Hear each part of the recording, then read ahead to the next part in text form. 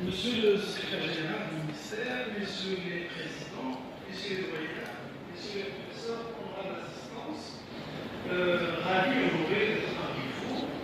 Je représente la filière que nous avons présentée dans ce projet de bachelor. Je représente monsieur Alex Meridi, qui s'excuse, a conduit qu'il y a un cas de force majeure comme le droit civil. Donc, cette filière s'intitule Relations et coopération internationale. D'abord, cette filière, et lors de l'élaboration, si vous voulez, de l'architecture de cette filière, on a essayé, donc de faire ce peu, bien sûr, on a essayé de mettre l'accent sur deux choses. D'abord, dans la filière droit public en général, avec le droit de l'Église, on essaie toujours de, on est adepte, si vous voulez, de l'école de Michel Lien et de Dominique Rousseau. C'est-à-dire que lorsqu'on veut mettre en place une loi, lorsqu'on veut analyser quelque chose de ce genre, on essaie de la contextualiser. Et donc, lorsqu'on a essayé de mettre en place cette filière, on a essayé de la contextualiser dans le contexte marocain. Parce que le bachelor en France, ce n'est pas le bachelor en France, ce n'est pas non plus le bachelor à la Grande-Bretagne. Également, on a essayé de mettre l'accent sur la didactique. Vous savez que Benjamin Bloom et également les grands penseurs, Pierre Bourdieu également dans la didactique, mettent l'accent sur ce qu'on appelle la taxonomie de Bloom. Connaissance, compréhension, application, analyse, synthèse et évaluation. Et donc, on a essayé d'intégrer et la taxonomie de Bloom et également les exigences du bachelor, en l'occurrence les soft skills et la SICR. Donc, je vais essayer uniquement de expliquer un peu son présenté. Donc, parmi les matières que nous allons mettre en place, il y a les études juridiques, les études politiques, la gouvernance cybernétique mondiale, la stratégie de sécurité humaine, sciences de gestion, environnement, économie, stratégie des acteurs économiques. Donc, ces matières, parmi d'autres, bien sûr, on a essayé de les combiner avec les exigences aujourd'hui de ce qu'on appelle la conception économique transactionnelle ou encore le développement personnel. Pour ce qui est des objectifs. Pour les objectifs, cette formation, et là, je vais essayer de résumer les objectifs, bien sûr, nous se reformons dans la didactique également, les objectifs généraux et subjectifs, combiner, si vous voulez, les deux.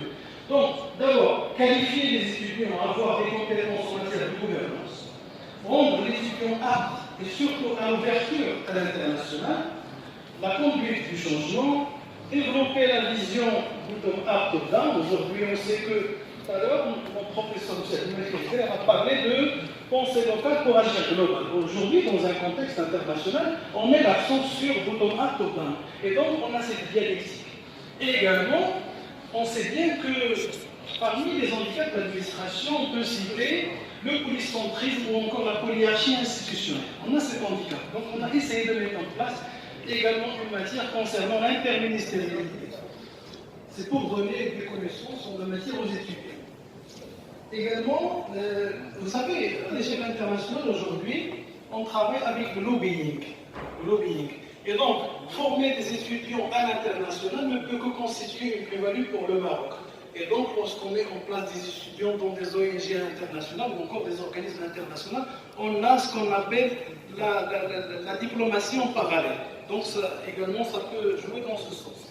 Pour les résultats attendus, il est certain, dans chaque formation, il est certain que l'objet, c'est transférer le savoir, mais également l'ouverture à l'international. Aujourd'hui, dans un contexte qu'on connaît, qui est la mondialisation, on est contraint de faire l'ouverture à l'international et donc former des étudiants futurs dirigeants, futurs leaders et également futurs enseignants. Je vais partager avec vous une petite chose. Je suis membre de l'Association française de sciences politiques et parmi les choses que j'ai remarquées dans cette dernière décennie, on a introduit des matières. Je vais vous citer quelques exemples. La cartographie thématique, Six Sigma Green Belt en anglais, Reading the Modern Day Business, les transitions énergétiques écologiques dans les pays du Sud, réussir le changement, et j'en passe. Ces matières seront les matières de demain. Et on ne peut pas introduire ces matières dans le contexte marocain si on ne commence pas dès aujourd'hui. Donc, cette formation que nous allons essayer autant que faire ce peut de mettre en place à la faculté de droit de l'Église ne peut que constituer une plus-value pour faire intégrer ces nouvelles matières, Inch'Allah, dans l'avenir. Et également, c'est une clé pour les étudiants souhaitant la perfection de leurs études à l'étranger et aussi, si vous voulez, on est au courant de ce qui se passe, pour les mettre au courant de ce qui se passe ailleurs. Mais aussi, c'est une genèse, et surtout une genèse pour introduire d'autres branches au fur et à mesure de l'avancement des matières que nous allons mettre en place. Pour réussir cette branche, pour réussir cette filière, si vous voulez, on a mis l'accent sur l'évaluation. Vous savez, pour évoluer, il faut évaluer. Et donc, on a essayé de faire une évaluation exposée, et on a mis en place un planning pour l'évaluation concomitante et également une évaluation exposée.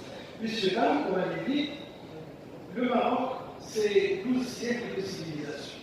Le Maroc également, c'est 64 ans d'indépendance. On a fait des choses, mais il reste beaucoup de choses encore à venir. Et donc, on doit, je pense, à un moment de la vie, permettez-moi de vous dire ça, on doit passer de changer de pensement à penser le changement. Donnant encore une fois raison à un grand penseur Bernard qui dit pour savoir ce qu'il faut faire, il faut du génie. Pour savoir comment le faire, il faut du talent. Et pour le faire, il faut de la vertu. Je voudrais profiter de cette occasion pour remercier vous, Monsieur le Président de l'Université de Meknès et M. de Roya. Pourquoi? Parce que lorsqu'on travaille avec des responsables qui travaillent de manière transversale, qui travaillent avec ce qu'on appelle les managers par objectif, on ne peut que donner le meilleur de nous. Merci de votre amabilité pour avoir écouté ce qui est. Rachid El-Athmani, professeur de droit public à la faculté des sciences juridiques, économiques et sociales de Meknès. La conférence sur le nouveau, si vous voulez, diplôme du bachelor s'inscrit dans cette dynamique que connaît d'abord le Maroc et également que connaît l'université, également le ministère de l'enseignement supérieur. Et donc hier, il y avait une réunion qui englobe, si vous voulez, 3 universités. Donc c'était une réunion du pôle universitaire Oujda, Fès et Meknès. Et donc plusieurs participants ont essayé de mettre en place, si vous voulez, leur projet concernant ce système du bachelor. Et cette conférence a été, si vous voulez, honorée par la présence de M. le secrétaire général du ministère de l'enseignement supérieur, également de messieurs les présidents des universités de Meknès, Fès et Oujda. Et donc, dans cette conférence de grande envergure, si vous voulez, plusieurs professeurs de renommée nationale et internationale ont présenté leur projet du bachelor. Pour ce qui est de notre faculté, on a essayé, autant que faire se peut, de présenter 11 projets. Le nôtre, qui s'intitule Relations internationales et coopération internationale, c'est un bachelor dans lequel nous avons essayé de mettre l'accent sur, si vous voulez, la taxonomie de Bloom, la didactique, et également le développement personnel et l'analyse transactionnelle en se conformant aux directives du bachelor. Et donc, on a essayé de combiner entre ces deux axes pour mettre en place une filière qui sera, si vous voulez, un élément essentiel pour les étudiants afin de s'ouvrir à l'international. Et donc, l'ouverture à l'international ne peut que constituer une plus-value aussi bien pour la recherche universitaire d'une part et également pour les étudiants qui souhaitent continuer leurs études à l'étranger. Et également, dans un monde qui est marqué par une mondialisation et dans un monde également marqué par cette pandémie, l'ouverture à l'international constitue, si vous voulez, une condition sine qua non pour le développement d'un pays. Également, il faut mettre l'accent sur une chose, attendu que ce système du bachelor est un système, c'est une jeunesse, si vous voulez, dans la recherche scientifique, le système du bachelor, il faut mettre l'accent essentiellement sur l'évaluation. L'évaluation commencée ex ante, concomitante et ex post. Et l'évaluation, c'est une technique par laquelle on ne peut évoluer que par l'évaluation. Et donc, je pense que finalement, ce système du bachelor, c'est une victoire du Maroc sur lui-même dans le domaine de la recherche scientifique.